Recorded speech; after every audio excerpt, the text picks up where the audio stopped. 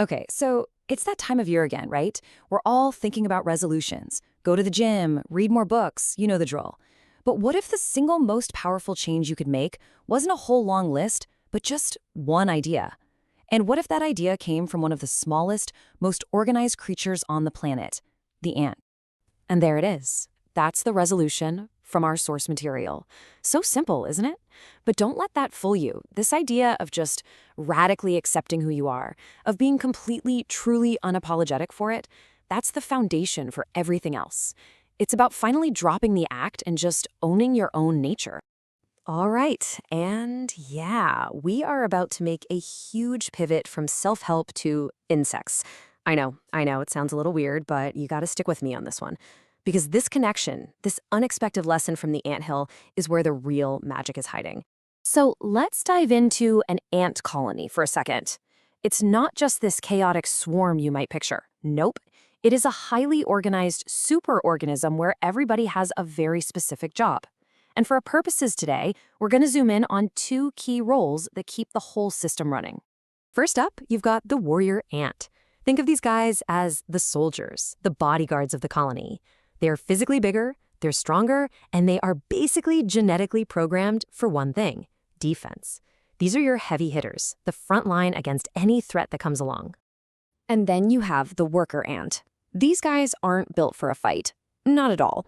Instead, they're the architects, the foragers, the caretakers of the nursery.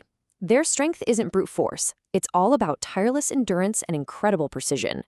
They handle all the essential, detailed work that keeps the colony fed, housed, and growing. And this is where the metaphor really starts to sing. Our source material imagines these ants with different personalities. The warrior is heroic, maybe a little egotistical, right? All about protecting its own reputation. The worker, on the other hand, is totally communal, focused on the good of the whole system. The point is, they are wired completely differently, born into separate purposes, all within the same species. And here's why they both are absolutely 100% essential. It is not a competition, it's a perfect partnership. I mean, think about it. You take away the warriors, and a single predator could just wipe the whole colony out.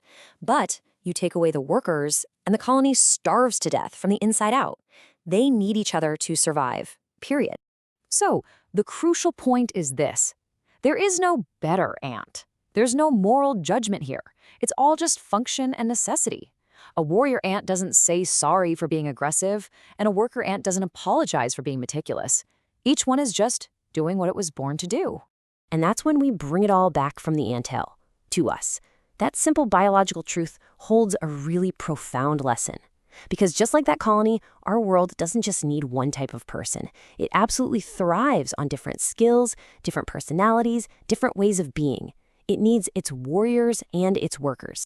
So, okay, how do we actually do this? The source gives us a really clear three-step path.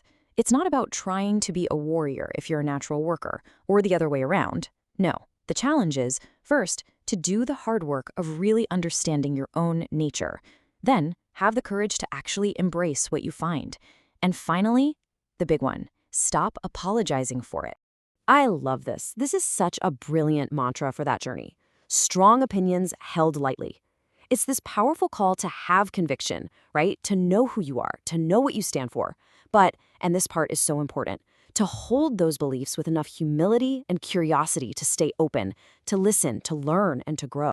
So what does that actually look like day to day? Well, it means having clarity, being unafraid to have an opinion, saying what you mean and actually living by those values.